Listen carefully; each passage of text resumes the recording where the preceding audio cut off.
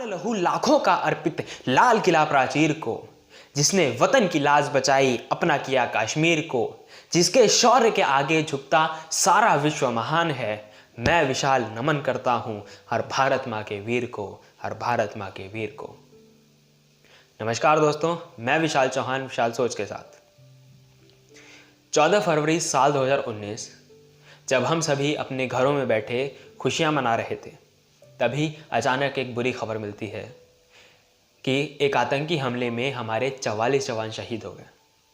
हर रोज़ ऐसे न जाने कितने जवान शहीद होते हैं। आज मैं उन सभी वीरों का तहे दिल से शुक्रिया अदा करना चाहता हूं कि वे अपने देश की रक्षा करते हैं, जिसकी वजह से हम सभी अपने घरों में महफूज रह पाते हैं और अपने सभी त्यौहार, सभी पल बहुत ही खुशी खुशी मना पाते हैं। उन सभी का बहुत बहुत शुक्रिया। दोस्तों, आज ये जो मैं रचना पेश करने वाला हूँ, ये सिर्फ एक रचना नहीं है, एक पिता और पुत्र के बीच का संवाद है। एक पिता जो देश की रक्षा की खातिर सरहद पे खड़ा है, वहीं दूसरी तरफ उसका बेटा उसे खत लिखता है, उसे याद करते हुए। उस खत में उसने क्या लिखा है, सुनिएगा ज़रा।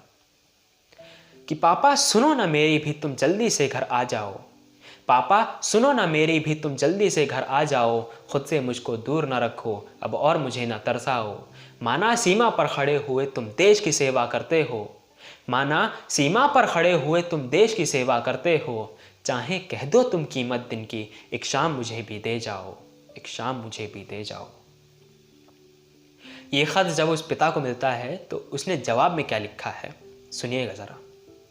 कि बेटे जल्दी आऊँगा मैं, अभी तो थोड़ी देरी है, बेटे जल्दी आऊँगा मैं, अभी तो थोड़ी देरी है, माँ की रक्षा करने की ये जिम्मेदारी मेरी है।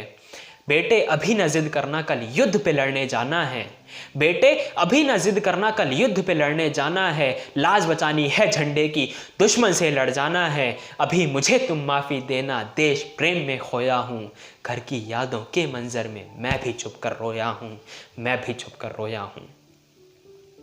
कुछ दिन बीतते हैं और कुछ दिनों बाद उस पिता का शव घर आता है। शहीद पिता को देखकर उस घर का मंजर क्या है, वो देखकर क्या लिखा है, सुनिएगा ज़रा।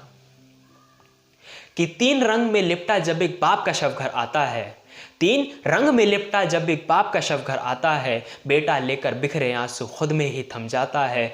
जब भी क्रूर जमाना उस विधवा को ताने देता है, बेटा लेके हिम्मत माँ के आंसू पोंछा करता है, बेटा लेकर हिम्मत माँ के आंसू पोंछा करता है।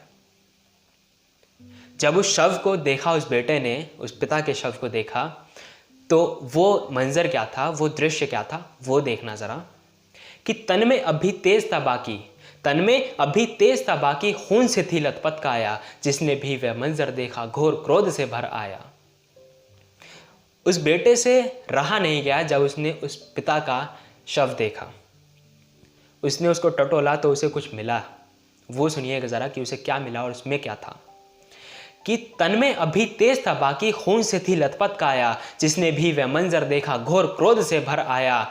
जब बेटे ने जेब टटोली अंदर से खत पाया, लिखा था मुझको माफ़ी देना, मैं जिंदा लौट नहीं पाया, मैं जिंदा लौट नहीं पाया।